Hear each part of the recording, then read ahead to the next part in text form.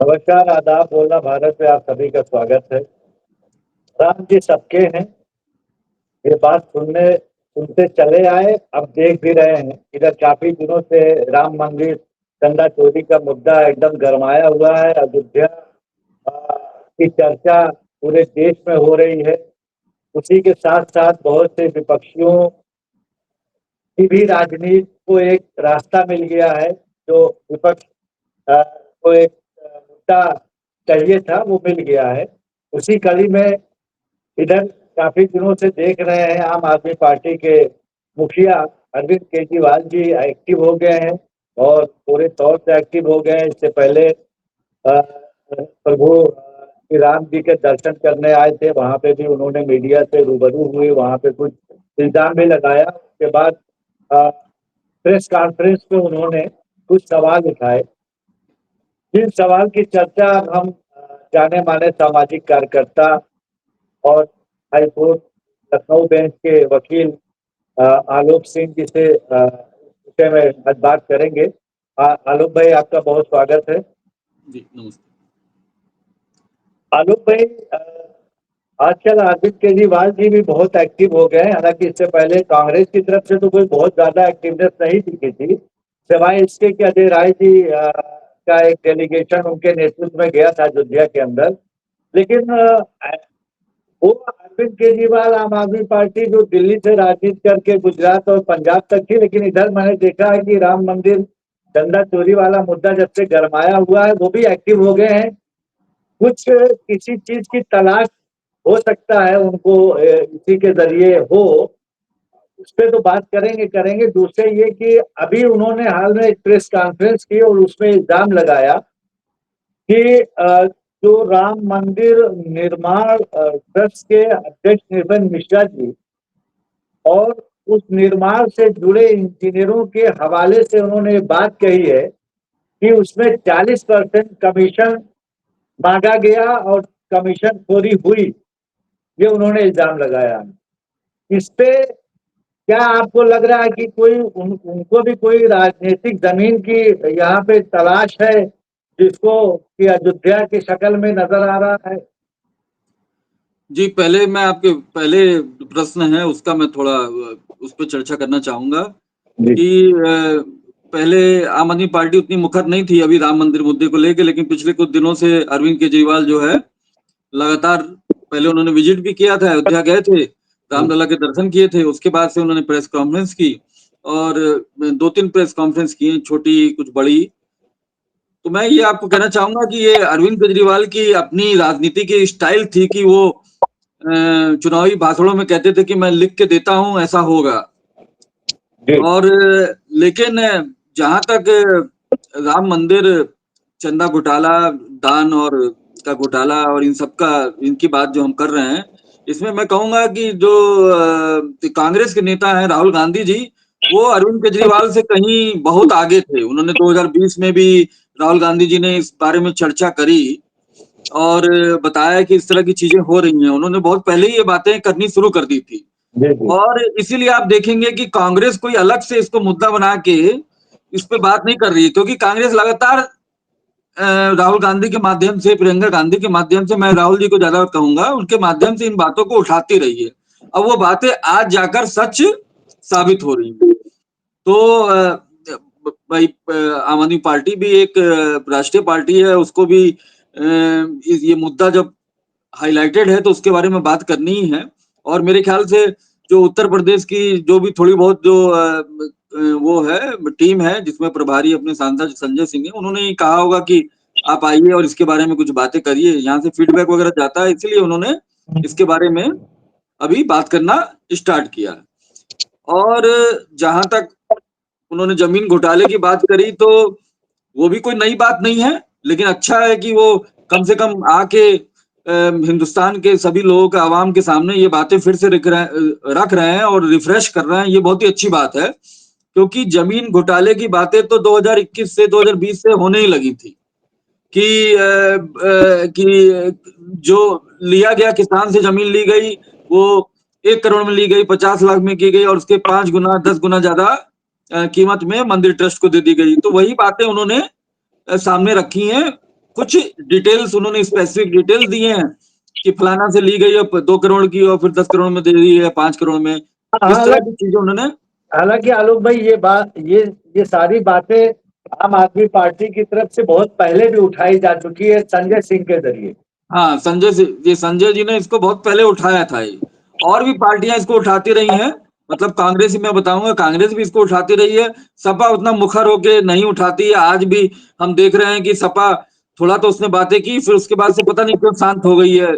जैसा भी उनको, उनकी भी अपनी जो रिसर्च की टीम होगी, उनको जो भी आइडिया दे रही होगी, उसी हिसाब से वो लोग वो कर रहे होंगे, अपना रिएक्शन दे रहे होंगे। लेकिन अभी मैंने देखा कि उन्होंने बात तो सबसे पहले अखिलेश जी ने उठाई थी, सबके सामने लाए, लेकिन अभी थोड़ा ढीला चल रहा है उधर मामला। तो अरविंद केजरीवाल जी ने जो डेटा रखा, देखिए डेटा हमेशा वो ऑथेंटिक ही रखते हैं अरविंद केजरीवाल जी। जो भी वो पहले से भी 2012, 11, 10 के से भी जो भी उन्होंने डेटा जो लाते थे, वो सारा डेटा जो है उनके पास सही आता है। जहां से भी आता है, जो भी उनका माध्यम हो, जो भी सोर्स हो, उसके माध्यम से उनके डेटा जो है सही आता है। लेकिन एक बात और मैं नदीम जी कहना चाहूंगा कि जिन लोगों ने दान दिया, मैं तो उन्हीं को मानता हूं कि वही असली राम भक्त हैं। जिन लोगों ने निर्माण किया या इस तरीके से जमीन जो है एक तरफ खरीदी 5 रुपए में और दूसरी तरफ बेच दी जो है 100 रुपए में, वो तो मतलब राम भक्त है ही नहीं। लेकिन मैं ये आपसे ये कहना चाहता हूँ कि ये जो हम लोग का जो डीएनए है, हमारा नहीं, मेजोरिटी जो सरकारी विभाग या इस तरह के अपॉर्चुनिटी जहां मौका मिलता है पैसा खाने का, तो हम लोग डीएनए जो है वो हम लोग का डीएनए ही जो है खराब हो चुका है बिल्कुल। अब देखिए ये हुआ, कोई भी आप देख लीजिए, कोई पुल बनता है, सड़क बनती है, बिल्डिंग बनती है, हर जगह तो ये लोग कमीशन खोरी कर ही रहे हैं। अब तो यूपी का ये हाल है कि 50%, 60% तक कमीशन पहुंच गया है। सही, ये बात सही आपकी है, लेकिन लेकिन आलोक भाई देखिए, ये ना पुल है, ना सड़क है, ना नदी सही है, ना बात। तालाब है, ना गढ़ी, ना तालाब। ये राम मंदिर का मुद्दा है, और वो पुरुषोत्तम श्री राम जी का मंदिर, वो मतलब आस्था का केंद्र। और उस जगह पे आप समझिए, यहाँ बातें दो हो जाती हैं। जहाँ पे आप ये बताते हो, ज्ञान देते हो, और ये सबको दिखाने की कोशिश करते हो कि देखिए, ईमानदारी से रहना चाहिए, सच्चाई से रहना चाहिए, किसी का दिल नहीं दुखाना चाहिए, सत्य और अहिंसा के रास्ते को अपनाना चाहिए, भ्रष्टाचार से दूर रहना चाहिए। आप उसी केंद्र में ये काम कर रहे हो, ये बहुत बड़ा मायने रखता है। इस बिल्कुल बिल्कुल बिल्कुल सही बात है आपकी कि कम से कम श्री राम मंदिर को तो छोड़ देना चाहिए था। बिल्कुल बिल्कुल, ये देखिए, इसी वजह से लोग आहत हो रहे हैं, वो इस वजह से हो रहे हैं कि आप सच्चाई ईमानदारी का दम भरते हो, और उसके बाद आप वही काम कर रहे हो कि जो मतलब दूसरा करता तो अब तक ना जाने क्या हो जाता। अच्छा, चलिए सवाल पे आते हैं आलोक भाई। सवाल ये एक है, बहुत अहम सवाल है कि दिल्ली से अरविंद केजरीवाल जी का बोरिया बिस्तर बन गया, फिर वो गुजरात में 1-2 बार कोशिश वो लगातार करते रहे, बहरहाल वो वहां अभी भी लगे हुए हैं। पंजाब में उनकी सरकार चल रही है, उसी पंजाब के जरिए से राघव चड्ढा जी के माध्यम से उन्होंने एक बड़ा धड़ा उनका भी खींच लिया, मतलब भारतीय जनता पार्टी ने। अब उत्तर प्रदेश में अगर उनका इस तरीके से एक्टिव होना और दौरा करना, क्या उस खींच को उत्तर प्रदेश के 2027 के विधानसभा में कुछ बीजेपी को डेंट लगाने के लिए, धक्का देने के लिए करने जा रहे हैं क्या? नहीं देखिए, उत्तर प्रदेश के परिप्रेक्ष्य में देखेंगे तो केजरीवाल जी की जो बातें हैं वो बहुत ज्यादा यहाँ पर अफेक्ट नहीं डालती हैं, असर नहीं डालती हैं। राष्ट्रीय परिप्रेक्ष्य में आप देखेंगे तो उनकी एक नैतिक जिम्मेदारी थी, और नैतिक जिम्मेदारी है भी, कि वो राम इतना बड़ा मुद्दा हुआ है, लोगों की आस्था के साथ खिलवाड़ हुआ है, उस पर वो भी कुछ कहें, अपनी बात रखें, तो वो रख रहे हैं। जहां तक उत्तर प्रदेश की बात है कि वो ऐसा बोल के कुछ डेंट कर लेंगे, तो उत्तर प्रदेश में उनकी कोई खास फैन फॉलोइंग नहीं है इस समय, अब तो नहीं बची है, ये एक सच्चाई है। उत्तर प्रदेश में तो जो हम लोग देख रहे हैं वो फैन फॉलोइंग जो है या तो अखिलेश जी की है, या अब मैं देख रहा हूँ धीरे धीरे राहुल गांधी जी की भी और कांग्रेस की भी बढ़ रही है, इस तरह से मैं देख रहा हूँ जो। लेकिन आम आदमी पार्टी का और केजरीवाल जी की बहुत यहाँ पे लोग सुनने को बेताब है उनको और उनसे चीजें लेना चाहते हैं और क्या कह रहे हैं उसको बहुत ध्यान से सुनते हैं, ऐसा है नहीं। तो मैं उसको नहीं मानता हूँ कि उत्तर प्रदेश में वो ऐसा कुछ डेंट भाजपा को दे सकते हैं इस तरह की बातों, लेकिन राष्ट्रीय परिप्रेक्ष्य में जरूर गुजरात जो यूपी से दूर के स्टेट हैं, जैसे गुजरात में अगर जब ये जब पहुंचेगी और वो कहेंगे तो वहां के लोगों को जरूर दुख होगा, क्योंकि गुजरात सबसे पहले जो है, सबसे पहले वहां पहुंचने वाले लोग जो है वो गुजराती थे। वहां पे जाके उन्होंने दान भी दिया और बहुत लोगों ने वहां से बिजनेस भी किया। तो ऐसी जैसे गोवा जाएंगे वहां पे ये बात कहेंगे, जम्मू जाके वहां बात कहेंगे तो वहां पे लोगों को ज्यादा ये बात समझ में आएगी। जी जी जी। अच्छा, वो जैसे क्या अरविंद केजरीवाल जी अपनी राजनीति में कुछ बदलाव लाने जा रहे हैं क्या, कि साफ हिंदुत्व के मुद्दे को थोड़ा पकड़े हुए हैं? वो तो उन्होंने अभी से नहीं, मेरे ख्याल से 2018-19 से उन्होंने ये सब चीजें करना स्टार्ट कर दिया था। जैसे वो तीर्थ यात्रा का उन्होंने दिल्ली में पैकेज निकाला था, और तो वो ऐसा है कि वो और रामलीला में भी वो खुद पहुंचते थे और अच्छे से सब चीजें करते थे, और संदेश देने की कोशिश करते थे। तो वो आज कुछ नया नहीं है, वो पहले से उन्होंने भाजपा को काउंटर करने के लिए या जो भी बात है उन्हें यही समझ में आया तो उन्होंने वो किया। और अभी यहाँ पे अयोध्या में भी जब वो आए थे तो उन्होंने अनाउंस किया कि हम शायद मैं भूल रहा हूँ या लव कुश नाम ही दिया था शायद उन्होंने, लव कुश मंदिर बनाने के लिए पंजाब में, और हम भव्य बनाएंगे, ऐसा बनाएंगे, वैसा बनाएंगे। लेकिन इन बातों से कोई फर्क तो पड़ता नहीं है। मुझे तो नहीं लगता है कि इन बातों से कि वो मंदिर बना देंगे तो, क्योंककि जो आम आदमी पार्टी की जो राजनीति थी वो बिल्कुल ही अलग दिशा में थी और अलग तरह की राजनीति थी। हम शिक्षा पे, स्वास्थ्य पे बात करते थे, एंटी करप्शन मूवमेंट था हमारा। तो वहां पे मंदिर और मस्जिद और ये सब चीजें कहाँ से आ गई मुझे नहीं पता, और इससे कितना फर्क पड़ेगा वो भी मुझे नहीं आइडिया है। क्योंकि वो जहां भी हम लोग मंदिर की बात करेंगे और श्री राम की बात करेंगे तो वहां पे भाजपा हमसे बहुत आगे कहानियां, चैप्टर और थीसिस लिख चुकी है। तो आम आदमी पार्टी उस मुद्दे को लेकर अगर आएगी तो कुछ हासिल नहीं होगा। आलोक भाई, आप आम आदमी पार्टी में काफी दिनों तक रहे, सक्रिय रहे, और यहाँ चुनाव भी आपने लड़ा। आम आदमी पार्टी अरविंद केजरीवाल की कुछ एक आध खासियत बताइए, मतलब जो अच्छाई हो, फिर बाद में उसका दूसरा पहलू भी जानेंगे आपसे। नहीं, अरविंद केजरीवाल अगर रणनीतिकार के रूप में अगर उनको हम देखें तो वो सही में उनकी रणनीतियां तो उन्होंने जो भी बनाई वो परफेक्टली जो है वो काम करी। अगर आप उसी 2012 के अन्ना आंदोलन मूवमेंट को ही देख लें तो आप किसी को क्या पता था कि ऐसे आम आदमी पार्टी बनेगी या कोई पार्टी बनेगी या वो जीतेगी, लेकिन उन्होंने बहुत सारी बातें आगे सोच के रखी थी। जिस तरह से वो खुद आगे बढ़े और अपने साथ उन्होंने 5, 6, 7, 8 लोगों को रखा जिनकी थोड़ी नहीं मतलब अच्छी वो थी, लोग निगाहों में उनकी वैल्यू थी।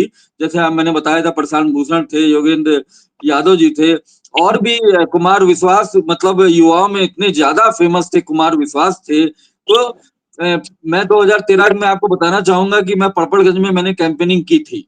मतलब हम लोग स्वयं चले आते थे, हमें कोई बुलाता नहीं था या वो नहीं, हम लोग स्वयं गए थे। और मनीष सिसोदिया अच्छे वक्ता नहीं है, अब हो गए होंगे। तो मनीष सिसोदिया बहुत ज्यादा बोल नहीं पाते थे। कुमार विश्वास एक ऐसे वो थे कि जहां भी जाते थे, और एक जीप थी जो लखनऊ से ही गई थी। उसका तो जवाब नहीं। जी जी। हाँ, वो लखनऊ से एक जीप गई थी और इनके पास ज्यादा कुछ रिसोर्सेज नहीं थे। वही मैं बता रहा हूँ, आज पता नहीं इतना पैसा हो गया इनके पास कि ये पैसे का ये भी इस्तेमाल करने लगे, लेकिन उस समय कुछ नहीं था। एक लखनऊ से जीप गई थी, मैं उनका नाम नहीं बताऊंगा, बड़े अच्छे डॉक्टर हैं। तो वो उनकी जीप गई थी, तो उसकी जीप के ऊपर खड़ा होकर कुमार विश्वास जहां भी जाते थे खड़े आते थे, और जो वो बोलते थे तो लोगों में मतलब हाँ, तालियां तालियां तालियां गलियों में। तो उसी बहुत, तो उनको पता था कि किन लोगों को साथ रखना है और कब जाके उनकी टंगड़ी खींच लेनी है। तो अच्छे रणनीतिकार तो थे ही। तो ये, और जब उनका नाम हो गया, पार्टी उन्हीं के नाम से जानने सब लोग लगे, तब उन्होंने धीरे धीरे 2014, 15, 16 में जाके जो भी आदर्शवादी थे, कुमार विश्वास को मैं अलग कर दूंगा, लेकिन जो भी सही में आदर्शवादी थे उनको उन्होंने धीरे धीरे किनारे कर दिया। तो ये तो अच्छाई हो गई। कमियां क्या रही जिसकी वजह से वो आज जो पार्टी का ग्राफ धीरे धीरे नीचे आ रहा है, कुछ तो कमी होगी।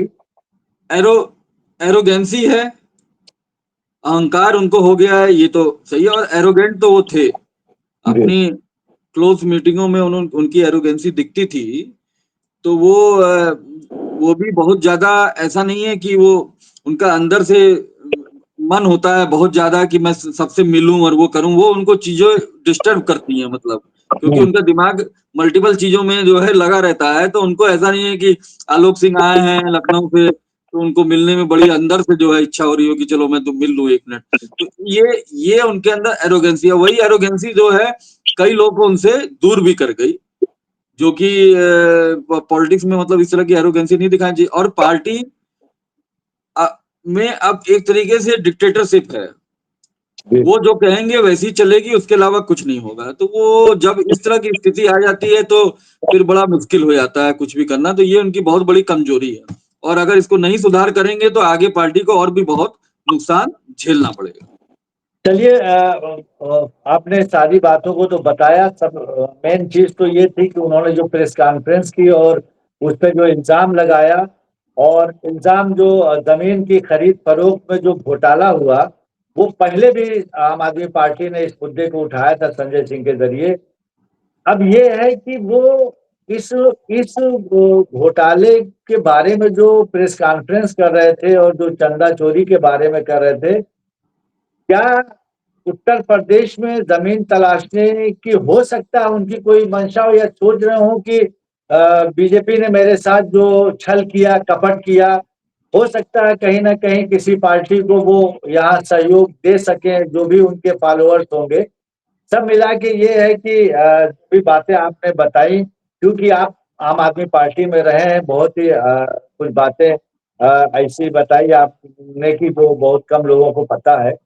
और अब देखते हैं कि अरविंद केजरीवाल जी ये जिस मुद्दे पे आज उन्होंने कॉन्फ्रेंस की है, प्रेस कॉन्फ्रेंस, उसको कितनी सच्चाई और ईमानदारी से वो आगे उस लड़ाई को ले जाते हैं, ये देखना अहम होगा। वरना यही है कि राम नाम की लूट मची है, लूट सको तो लूट लो, उसी में सब लोग अपना अपना हाथ मारे जा रहे हैं। अगर वही चीज है तो आने वाला समय बताएगा। बहुत धन्यवाद, बहुत शुक्रिया आपका। बहुत धन्यवाद।